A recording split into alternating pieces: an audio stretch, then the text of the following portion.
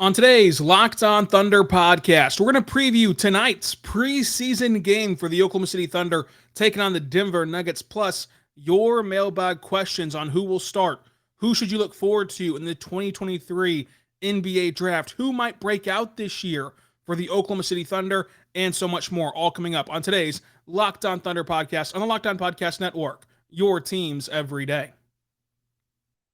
You are Locked On Thunder, your daily Oklahoma City Thunder podcast. Part of the Locked On Podcast Network, your team every day.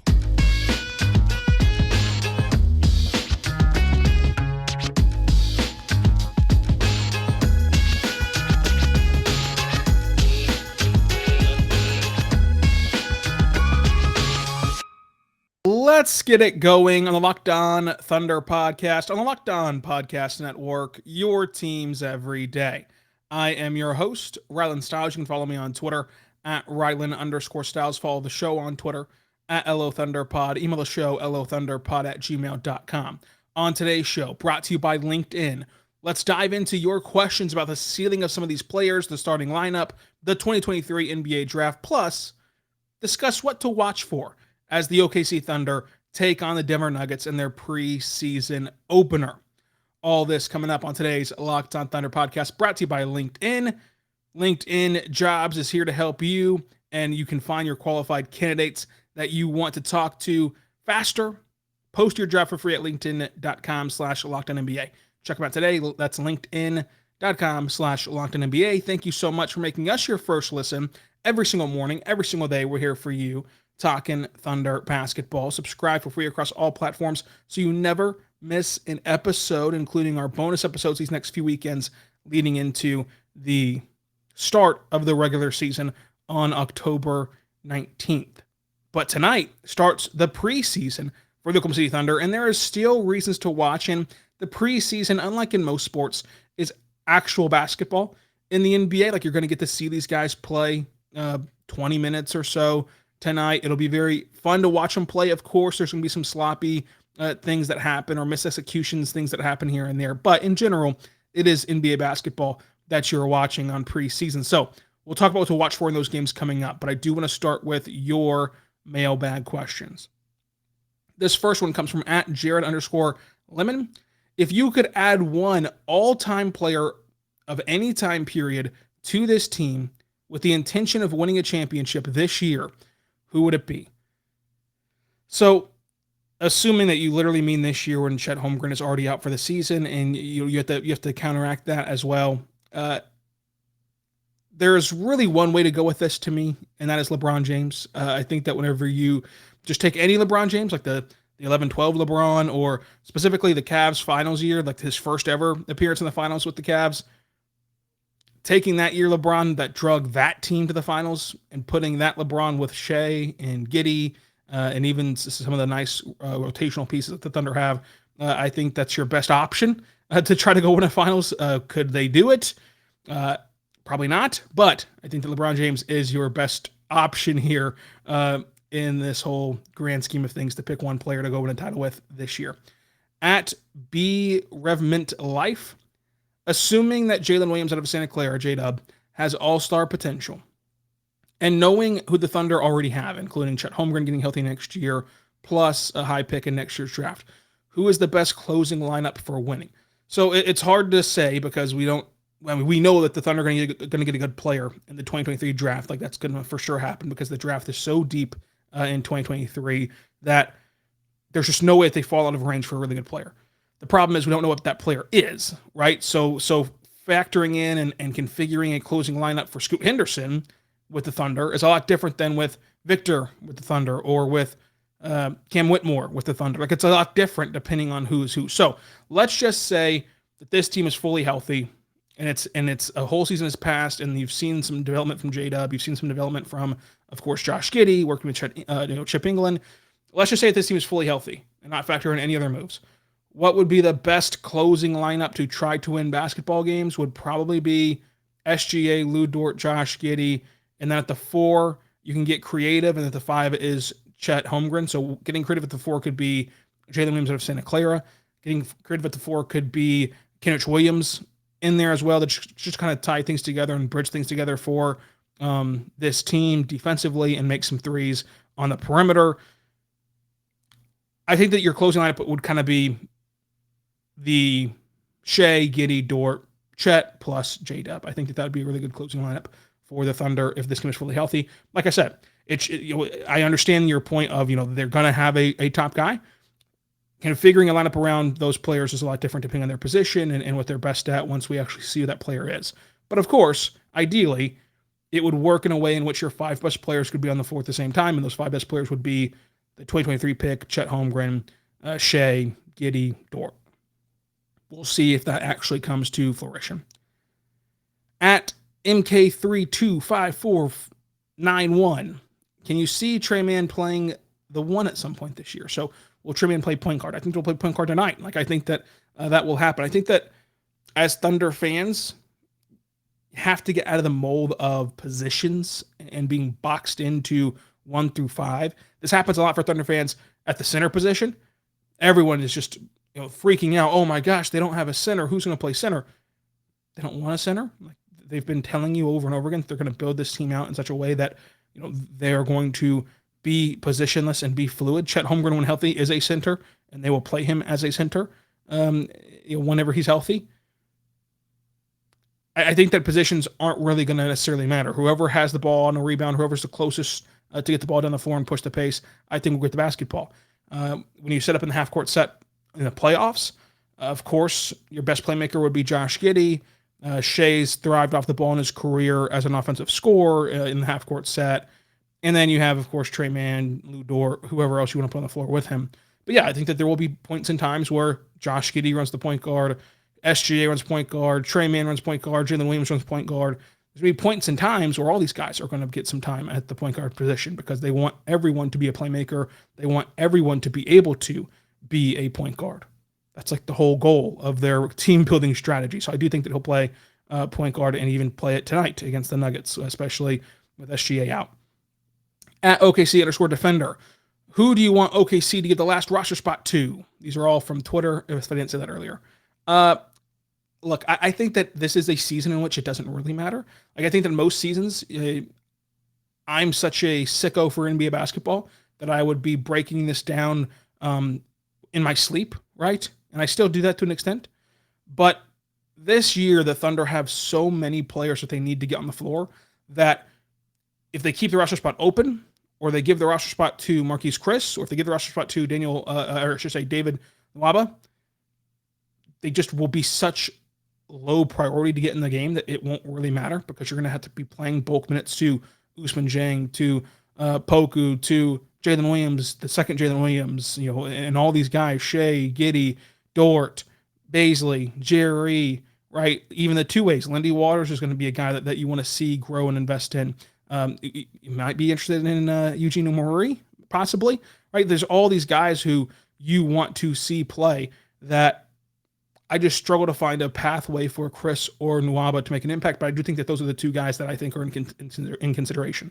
I would be shocked if it's anyone but those two guys that might make a leap for that last roster spot. They also could keep it open. The Thunder have done that before, especially whenever they were contending. They oftentimes kept a roster spot open for the buyout market. Obviously not going to be big players in the buyout market this year, so maybe they don't want to do that, but it's also a good strategy to have it open. And they could reward Lindy Waters, a guy who improved defensively, it looked like in Summer League. We'll see if that carries over to tonight, who's kind of done with what's asked of him, and they could reward him with an NBA contract, the standard NBA deal from that two-way spot with that last roster spot. So to answer your question, it doesn't really matter, but I understand the question. So I would say if I had to just pick one, I'd pick Chris. I'd pick Marquise Chris, but Nwaba's still an option. And then, of course, converting Lindy Waters would be awesome. So that's still an option as well. On that topic about Lindy Waters, there was a question about from @FunkySooner. What is the difference between a two-way contract and sending players down that are on real NBA deals? So you had the right thought process in this question. It's just kind of reversed. So the two-way contracts, Lindy Waters and Eugene Murray, they can play as many games for the Blue as they want to. They can play the entire season down there with the Blue. But they can only play 50 NBA games at the NBA level. And COVID made this weird distinction and kind of confused it all. They can't play in the NBA playoffs if the Thunder got there on two-way deals. You have to sign them to an actual NBA contract. That's why the Thunder, before the bubble, had to sign Lou Dort to an NBA deal to make him be able to play in the playoffs in the bubble. Then that rule ended up getting changed, but it didn't matter anyway because the Thunder wanted to sign Lou Dort anyway. But yeah, they can play 50 NBA games, so you got to manage those days with the NBA team. Now, luckily, whenever Lou Dort was a two-way guy, practices counted against you, so he could not practice with the team, or else they'd use up his 50 days in a hurry. And at that time the days were different. They'd use up those days in a hurry because you can't use those days on practice. You have to use them on game days. For this generation, for this season, basically the number to keep in your head is 50 games. If Lindy Waters hits 50 games without an NBA deal, he'll have to play the rest of the year with the Blue until he gets an NBA deal. The Thunder have done a good job of managing those days throughout their history, and of course they've converted plenty of guys from Burton to Dort to Moses Brown. They've converted plenty of guys to standard NBA deals over their last handful of years, 5, 6, 7 years. So that's the whole gist of a two-way contract. They can play as many games for the Blue as they want to in the G League, but they can only play 50 games in the NBA, as NBA players. So that's kind of where all of that falls. Now, I do want to talk about our good friends over at LinkedIn, folks, because LinkedIn is incredible. So with LinkedIn, you're going to get a plethora of tools to use. These days, every new potential hire can feel like a high-stakes wager for your small business. You want to be 100% certain that you are going to have access to the best and most qualified candidates available. That's why you have to check out LinkedIn Jobs. LinkedIn Jobs helps you find the right people for your team faster and for free. So check it out today and add your purple hashtag We're Hiring frame to LinkedIn profile to spread the word that you're hiring. Simple tools like screening questions make it easy to focus on candidates that have the right skills and experience so you can quickly prioritize who you want to interview and hire. That's why small businesses rate LinkedIn Jobs number 1 in delivering qualified hires versus leading competitors. LinkedIn Jobs helps you find the qualified candidates that you want to talk to today, faster than any other platform. Plus, your job is free to post at linkedin.com/lockedonnba. That's linkedin.com/lockedonnba to post your job for free. Terms and conditions do apply at LinkedIn Jobs.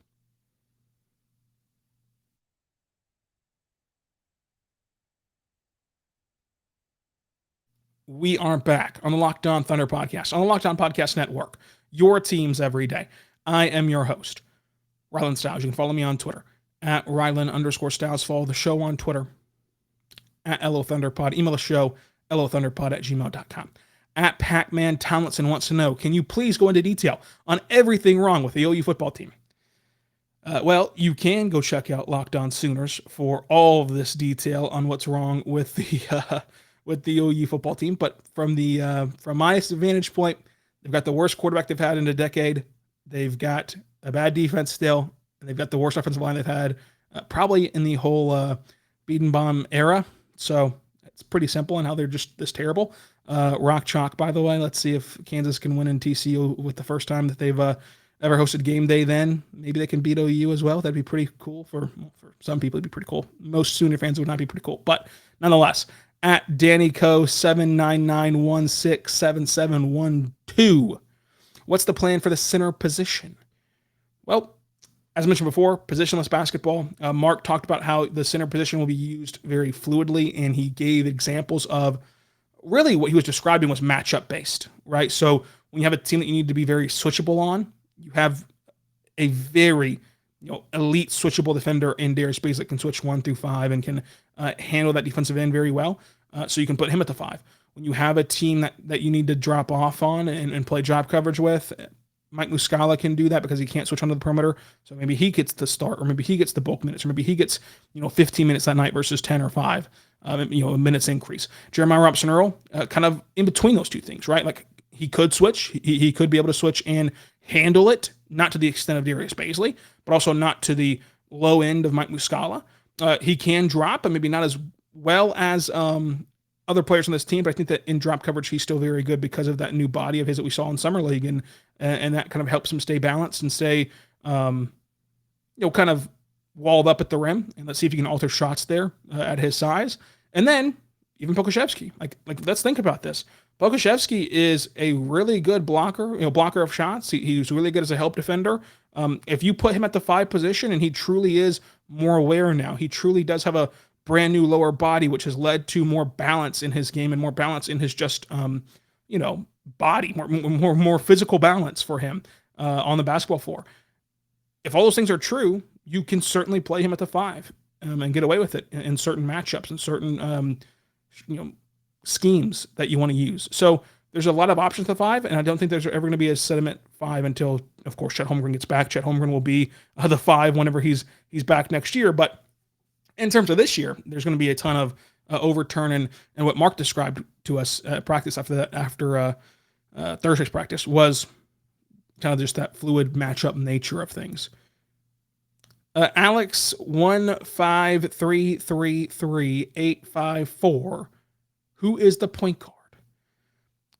Look, in the general sense, I think that the point guard is going to be Josh Giddey, in the sense of like when you have to orchestrate in the half court set, Josh Giddey can bring the ball down the floor, and it just allows for SGA to get easier buckets, whenever he's not having to do it all by himself. But there are going to be a ton of times, I think it'll be 55-50 where SGA is being allowed to just go down the floor ISO and create for himself, and then off of that comes creating for others as well. It's going to be a delicate walk that they're going to have to walk, but again, putting a label on the true point guard would have to be Josh Giddey because of just the nature of him not being able to play off ball as well as SGA can, and we'll see how they balance those two things out. From @circle_D_wagon, is Josh Giddey or Ginobili? That's the entire question. So I would ask if you mean, is Josh Giddey going to be a very good sixth man for the Thunder, and that's kind of his ceiling, or is he like the connector that connects the pieces of Tony Parker and Tim Duncan? And I got kind of more detail on what you mean before I can actually answer that question. So at Charlie Bender, what would it take for the Raptors to pry away Shea for Shea to actually want out? I think that the asking price for Shea would be massive. I mean, we just saw where Kevin Durant could not be traded because they could not match the value of him having 4 years left in his deal. Shea right now has 5 years left. After this season will be 4 years left, but he's still in his hitting his prime with a huge ceiling ahead of him. So I think that it'd be 3 first-round picks and a quality player. That'd kind of be the asking price probably for SGA. And we know that Sam Presti never really is on the wrong end of deals, except for that James Harden trade, which is just totally loses its context in this day and age. Like we just look back and say, oh my goodness, they traded away James Harden. It wasn't really that simple. That's kind of lazy. But from @OKC_defender, rank the 2023 NBA draft. I'm assuming that you should mean like the big board. So I'll give you my first few names that I like in order. Victor, Scoot, my 1 and 2. I have Whitehead at 3, Whitmore at 4, the Thompson twins 5 and 6, and then I have Nick Smith at 7 and Anthony Black at 8. So I'll give you my top 8 there, and you'll have to wait on my entire big board. That'll be coming pretty soon. That'll come, honestly, if you're looking forward to 2023 draft content. I know that you are. We're going to have Richard on the podcast every week from about the start of the college basketball season all the way through the NBA draft. So you'll have that. But also, my first big board of the entire season will happen the Thursday before college basketball starts. So you can look forward to that and mark your calendars down if you would like. @SmoothOperator02, predict the starting lineup. I'm assuming that you mean whenever it's fully healthy with SGA this season. So obviously not going to include Chet. He's out for the entire season, but SGA is not out for the entire season. He'll be back maybe by opening night, but probably by about 4 or 5 games in. So the starting lineup whenever SGA is healthy: SGA, Josh Giddey, Lou Dort, Jerry, Darius Bazley. To me, that's kind of how I would start things if I was Mark Daigneault. That's how I'd start things. And then @DGB_Go Pokes. What are the most likely scenarios that you see the Thunder doing with that $10 million player trade exception? Nothing. Honestly, that's kind of the answer for every trade exception. Most of them go expired around the NBA. Could they take on a salary in it? Sure. It's just hard to predict, right? It's just hard to predict what they would actually do with it. So the most likely outcome would be that they just don't use it, because that's the most likely outcome for every team, right? A lot of these trade exceptions, people get really excited about, and then they just never end up using them. So I would say, honestly, your best chance to use it would be probably in the, trade deadline period or offseason period, or, early offseason period, but we'll see when they actually want to try to pull the trigger on that. Coming up, let's preview the first preseason game of the Thunder season. But I do want to tell you right now about our good friends over at BetOnline. BetOnline is your number one source for football betting this season. Find all the latest player developments, team matchups, news, podcasts, and in-depth articles and analysis on every game that you can find. And as always, BetOnline remains your continued source for all of your sports wagering information with live betting and up-to-the-minute scores for every sport out there. It's the fastest and easiest way to bet. Check out your favorite games and events, including MLB, MMA, boxing, and golf. Head over right now to betonline.net or use your mobile device to learn more. BetOnline is where the game starts, folks. It's so easy. You type in BetOnline, you go to their sports book, and we're already here. You can bet on football if you want to, like the Rams and the 49ers. The Rams are +2 tonight against the 49ers on the road. But if you want to bet on basketball, you can do just that. You can bet on preseason action. If you're that kind of into the preseason, the Sixers and the Celtics taking on each other on Tuesday for the, for the preseason. For opening night as well, you can bet on that already. Opening night lines are out for the Thunder, by the way. They're still 11.5 underdogs in Minnesota on opening night on the 19th. Check that out as well. Check out BetOnline right now by going to betonline.net.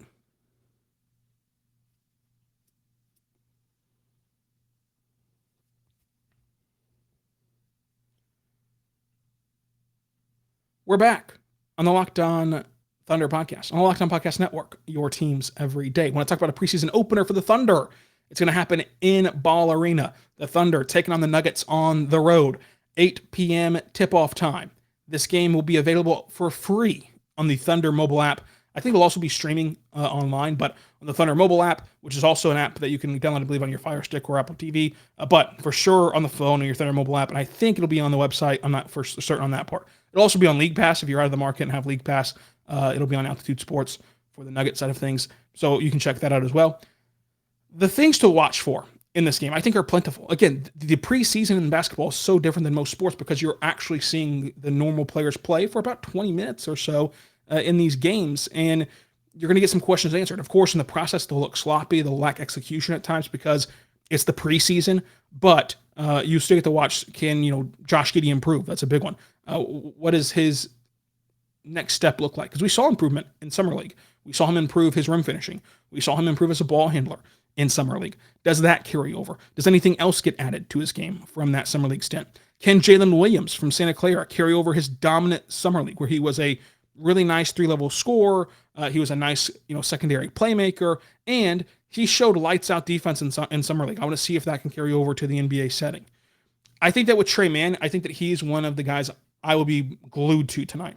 Because with Trey Manney, he's arguably the top scorer on the floor for the Thunder. Like, how many other guys do you think are better than him at just purely scoring the basketball with SGA out on the floor, with SGA not on the floor, with SGA being on the sidelines, being back in Oklahoma City? Who else besides Trey Manney can be just a go get a bucket kind of guy? I think it's Trey Manney. So can he be that top scorer? Can he be that lead scorer and also still be effective and be efficient when shooting the basketball? Look, the Thunder have talked up and hyped up Pokusevski. Let's see it. Let's see it go down. He's the most polarizing, or one of the most polarizing players that the Thunder have. I want to see if it can actually translate to the NBA setting in the preseason. Of course, you're not supposed to overreact to the preseason, but we all know we're going to tomorrow morning, and it's going to be fun. That's what basketball's all about. Bazley, same thing. Bazley and Poku are the two most 1 and 2 polarizing players that the Thunder have on their roster. The fan base is either all in or all out on both these guys, and they both need to show very much, very improved games on the offensive end, especially. Jeremiah Robinson-Earl's new body looked awesome in Summer League. How does he progress in the preseason? And then you get to watch Ousmane Dieng and Jalen Williams play, which is always fun and is always going to be interesting. I think that for Ousmane Dieng, you're going to see flashes from him of what all the creative things that he can do. For Jalen Williams from Arkansas, I should say, from Arkansas, you're just going to look to see, does he have NBA traits? I think that Jalen Williams out of Arkansas, I think his NBA trait's going to be this kind of Swiss Army knife defensively that does the dirty work and kind of connects things for the bench unit. Does that shine in preseason? Let's say right now, though, check out the Ultimate Pro Basketball Preview. Thank you again for making Locked On Thunder your first listen every single morning, every single day, but make sure that you're checking out the Ultimate Pro Basketball Preview starting on October 10th, a 6-episode extravaganza to get you ready for the NBA season. the local team experts, and the NBA insiders of the Locked On Podcast Network and Odyssey, all combining into one ultimate NBA preview. It's starting on October 10th. Search the Ultimate Pro Basketball Preview 2022 on the Odyssey app, YouTube, or wherever else you get your podcast from. Check them out today. Also, check out Locked On NBA Basketball today. They're going to help you win your league. So on Tuesday's show, we're going to recap game 1 of the preseason. How did they look against the Denver Nuggets? Wednesday, the Thunder take on the Mavericks in the BOK Center. And Thursday, the Thunder take on the 36ers in the Paycom Center. I'll be there. Hope to see you out there as well. The 36ers just beat the Suns on Sunday, so that should be a very fun game. And then doesn't stop there. Sunday night, the Thunder are in action again. So a 4-game week here on Locked On Thunder. We're going to have a podcast for you every single day, Monday through Friday, plus Saturday and Sunday leading up to the regular season from here on out until October 19th. So subscribe for free across all platforms so you never miss an episode. And until tomorrow, be good and be good to one another.